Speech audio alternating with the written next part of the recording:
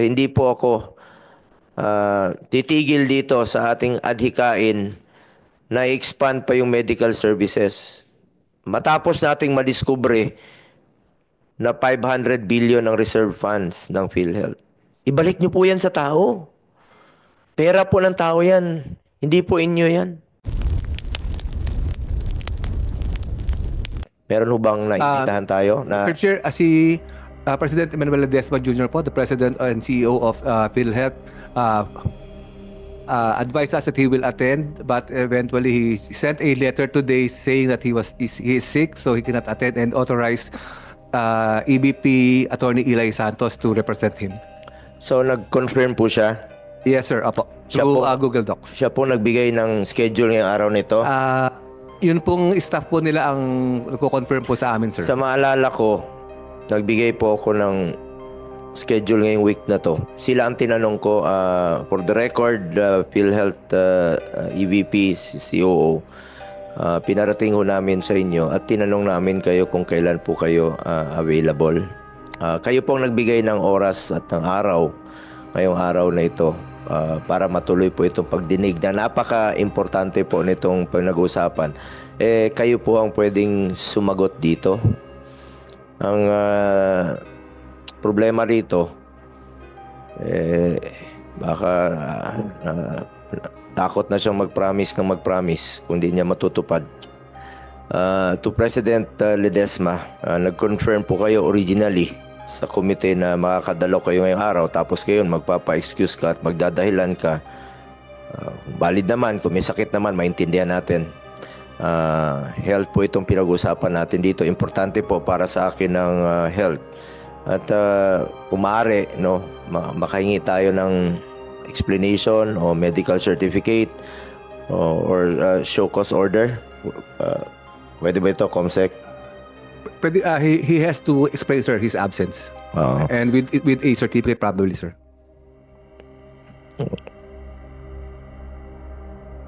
Gusto lang namin malaman yung totoo. Napakahalaga po itong araw na ito. Kayo po ang nag-set Hindi po kami. Kayo po ang nag-confirm. Tapos bigla, 2 hours prior. Kaya nga po medyo nawalan ako ng gana Nung nalaman ko, tinawagan ako na hindi raw makakadalo. Kayo yung pwedeng sumagot dito. Napakahalaga po nito. Ilang buhay po ang nakasalalay na naman po dito, Attorney Eli.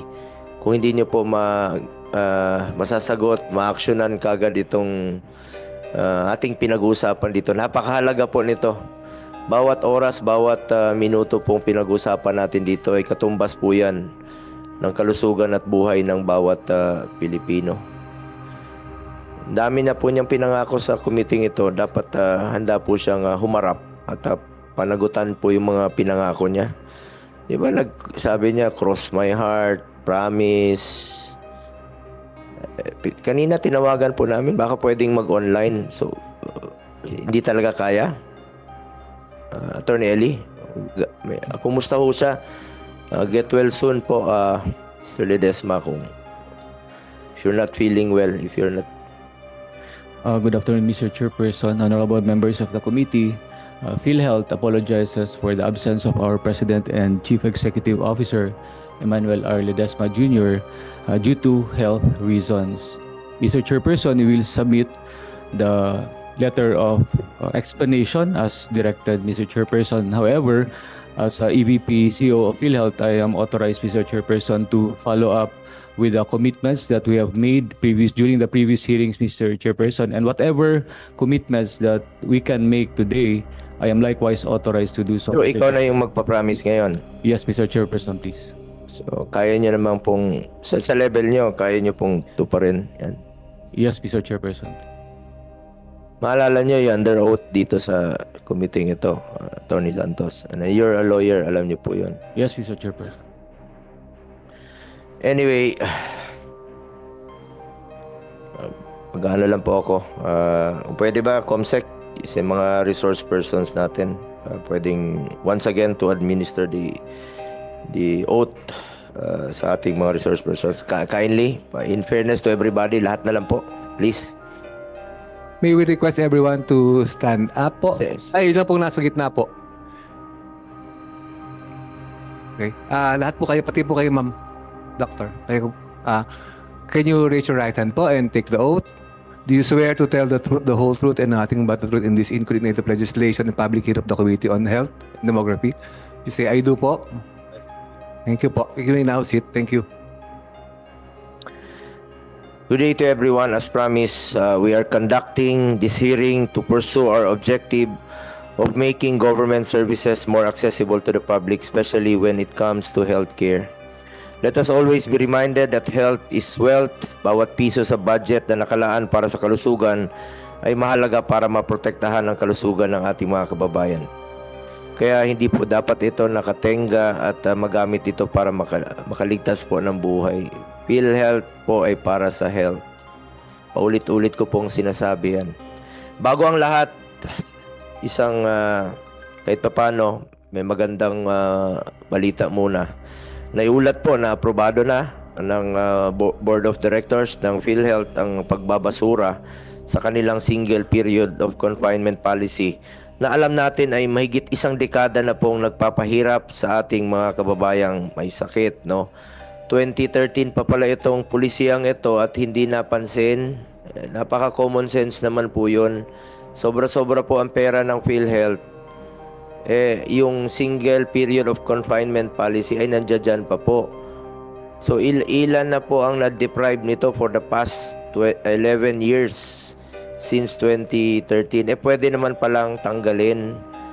Sa kaalaman po ng mga kababayan natin, ito pong single period of confinement policy ay natuklasan natin sa dami pong reklamo na lumalapit sa aming opisina.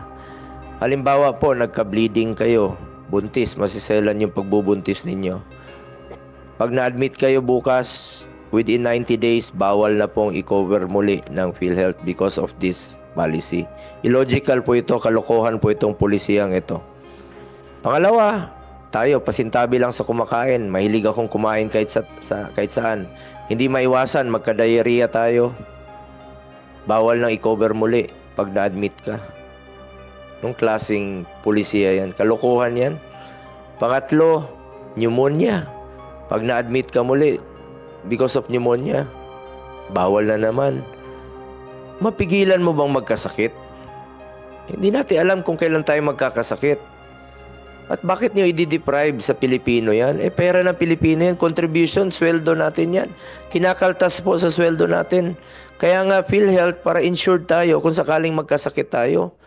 Ang dami nyo pong pulisiya na dapat matagal nyo na pong pinag-aaralan. Ngayon, pag-usapan natin dito, iniiwasan nyo naman kami rito. Alam nyo, kalokohan po itong single period of confinement policy. Nagpapahirap po ito sa Pilipino. Salamat naman po. At finally, in-scrap nyo na, tinanggal nyo na po itong single period of confinement policy. Sulit po ang ating pangungulit at hindi po ako titigil na kukulitin kayo bilang chairman po ng Committee on Health. At hindi po ako titigil dito sa ating adhikain na i-expand pa yung medical services. Matapos nating madiskubre na 500 billion ang reserve funds ng PhilHealth. Ibalik nyo po yan sa tao. Pera po ng tao yan. Hindi po inyo yan. Contribution. Subsidy. Dapat yung mga makikinabang po, ang ordinaryong mamamayang Pilipino. Puntahan niyo po ang mga ospital. Ando doon po yung mga mahirap. Makikita niyo, nasa bangketa, nag-aantay, walang pambayad sa ospital. Habang natutulog yung pera ninyo, ilang buhay na naman po ang mawawala ng mga kababayan nating may sakit.